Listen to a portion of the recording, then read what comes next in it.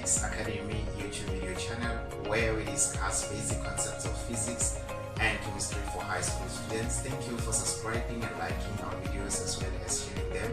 If you have been subscribed, what are you waiting for? Just hit that subscribe button together with the notification bell icon so that you can be able to get notifications by the moment we upload our videos. Thank you so much. We really appreciate your support. Our main aim is to reach 100 subscribers, and it will only be possible with you. Thank you so much.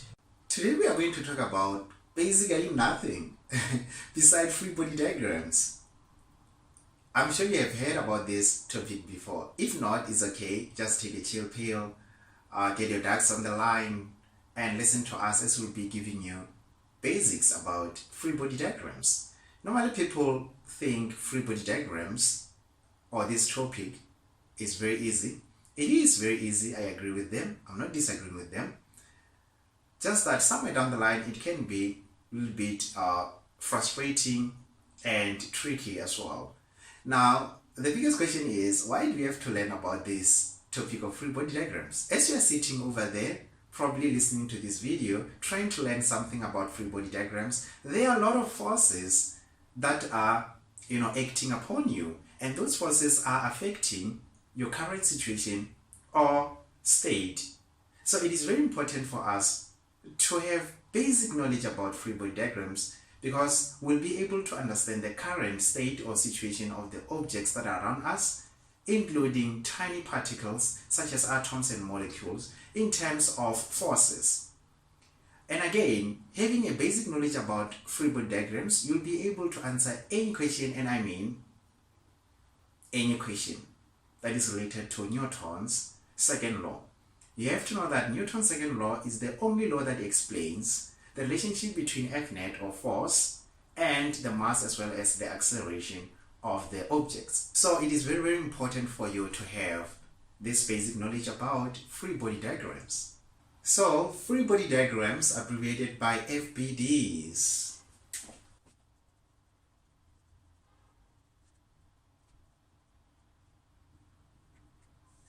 Free body diagrams will be one of the presentation used by you in future as a physicist, or now as a physicist, while representing the process involving forces. Normally, free body diagrams are used to show the relative magnitude and the direction of all forces acting upon an object in a given situation. Okay, so in our free body diagrams, we normally use arrows to represent our forces, and we use a dot to represent the object that we are interested in, or objects that we will be interested in. Okay, so regardless of their sizes as well as masses, we are going to use a dot to represent those particular objects. And don't forget that we'll be using arrows to represent our forces, or those forces that will be acting on the objects that we are or that we'll be interested in. Okay, you have to know that each force arrow in the diagram is labeled to indicate the exact type of force that is acting on that particular object or on the object, right? So this means for you to be very, very successful in this whole thing of free body diagrams, you have to know, basic possible forces that are acting on the objects depending on their situation. For an example, normal force, weight, frictional force, and applied force. So you have to know those forces before you can be able to understand this whole concept of free body diagrams. So in order to understand basic steps that you can follow to draw any free body diagram of any object, I'm going to come up with a simple scenario.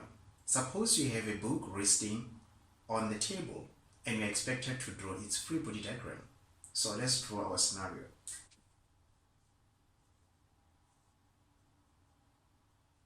So in order to draw the free body diagram of this book, first step to do is to analyze your system. So we have our system here, and then you ask yourself, this should be included in your analysis. So firstly, you ask yourself, how many objects am I going to be interested in?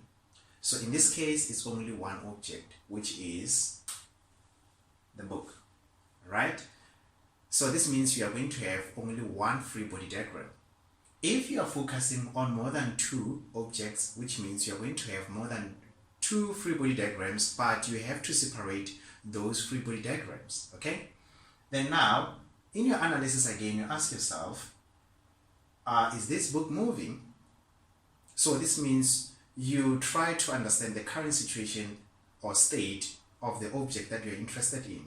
In this case, this book is not moving, it's at rest. So you must have that idea as well. So that's step number one, analysis. Then step number two, you identify possible contact forces that might be acting on the particular object that you're interested in. In this case, how many forces or how many possible forces are we going to have? Firstly, from the first step, we said this book is not moving. So this means you are not going to have frictional force. You are not going to have applied force.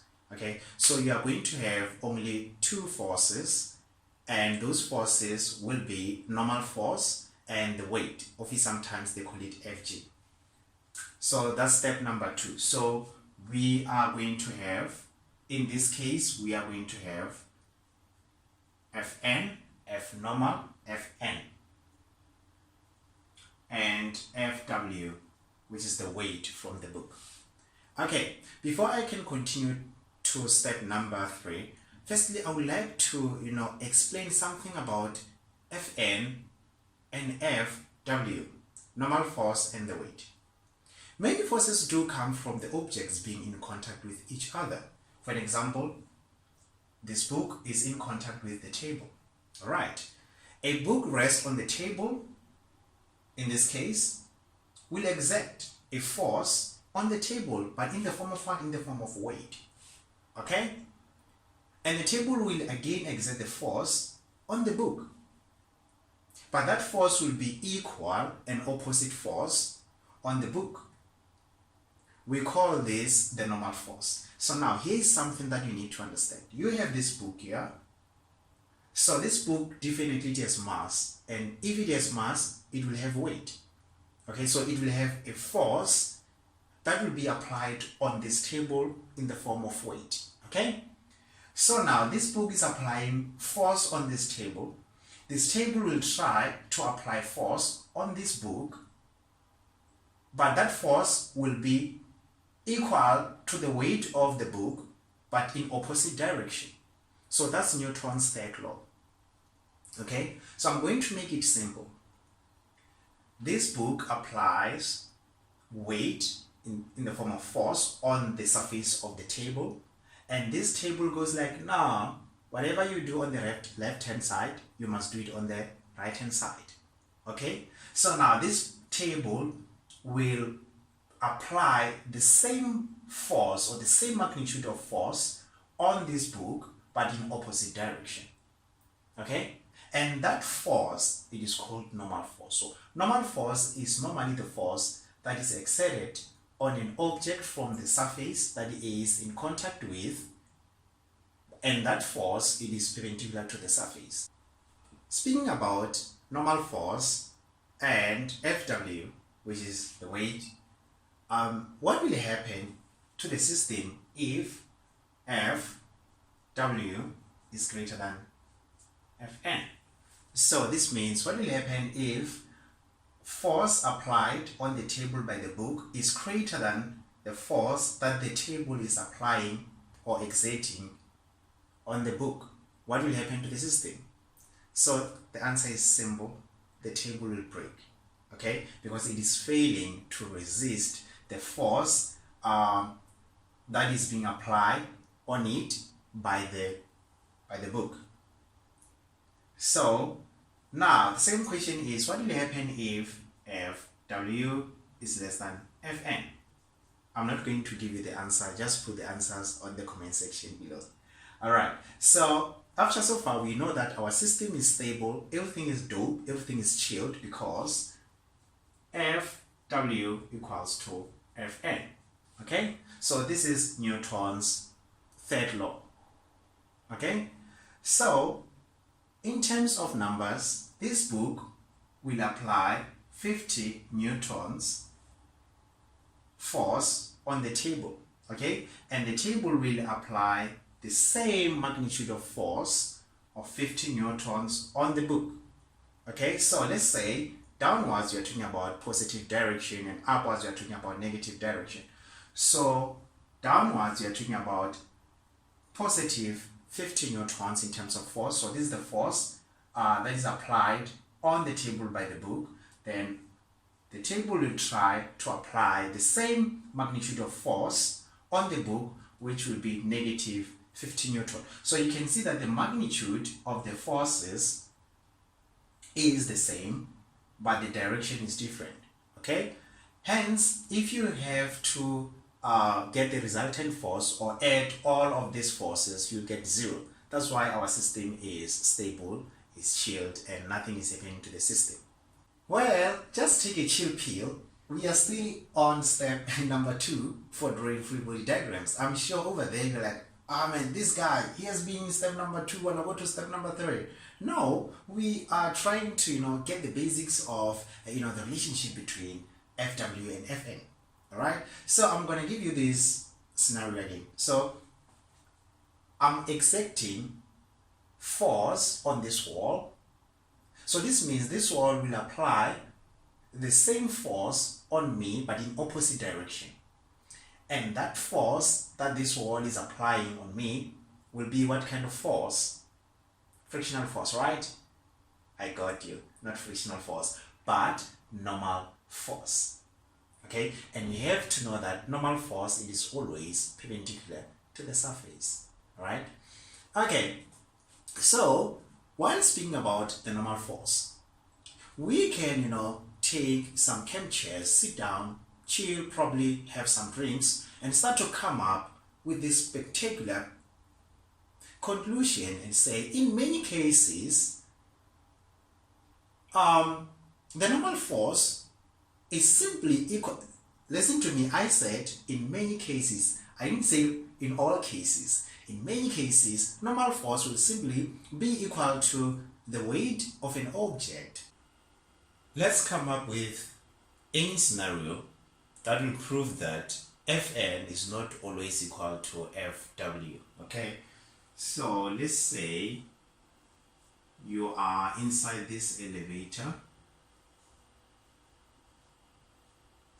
okay, and your mass is x, okay, and this elevator is not accelerating, which means it's not either moving up or down, okay, and they say prove that Fn equals to Fw, okay. So this is what we are going to do. Firstly, let's draw our free body diagram of this body, okay. Definitely we are going to have Fn and Fw. Okay, then now to prove that Fn equals to Fw in this situation where the lift is not accelerating, we are going to use Newton's second law form. Fnet equals to ma. Okay, then you know that Fnet, you add all of the forces that are acting on the object. So here we have how many forces? 2 forces. Okay, so we are going to have Fn, okay, so let's say upward we are talking about positive direction and downward we are talking about negative direction, okay.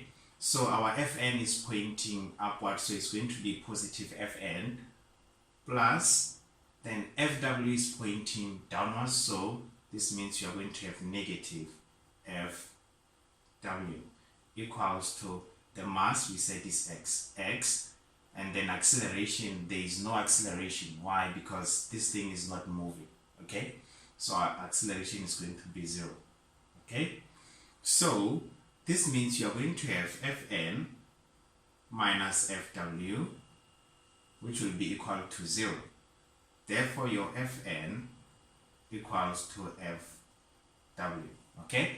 So Fn equals to Fw because the system is not accelerating, or this elevator is not accelerating either upwards or downwards. Okay, so now let's look into the situation where now you have acceleration. Let's say maybe it is accelerating up or upwards. Okay, so let's see if Fn will be equal to Fw. We are still going to use the same formula. So Fnet equals to ma from Newton's second law. Okay, so you're still going to have the same forces, Fn and Fw. Okay, so let's say you are going to have F n plus into minus Fw, because it is going upwards, then it's going to be m. So the mass is x, so we are putting x, and then acceleration is a. You can put a. Okay, so let's solve for Fn. Your Fn will be equal to xa, which is ma plus Fw. So do you see that now your Fn is no longer equal to Fw, is equal to Fw plus the force of the system. So do you get the idea that Fn is not always equal to Fw? It depends with the situation of the system. Okay, even if the lift is accelerating downwards, things are going to change. Fn is not going to be equal to Fw. Okay, you can use the same method and prove it. Then let's go to step number 3. So after identifying your contact forces that are acting, on your object of interest, now you are going to draw a dot to represent the body of that object you're interested in. So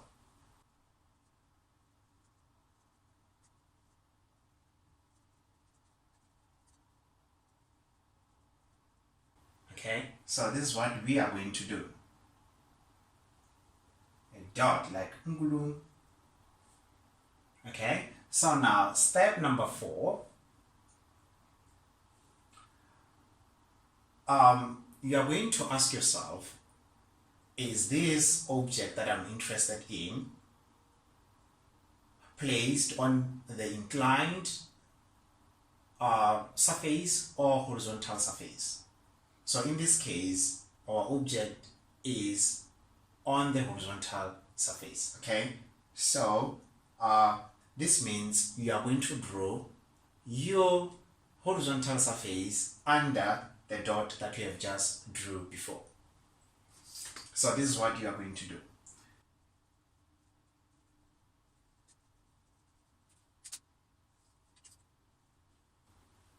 Then step number 5, you draw arrows that will represent all of the contact forces you have mentioned or identified from step number 2.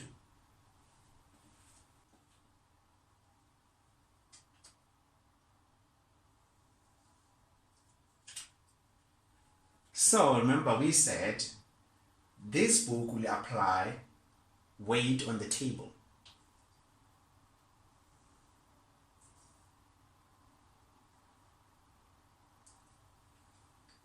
After drawing the arrow that represents the force, you label that particular arrow.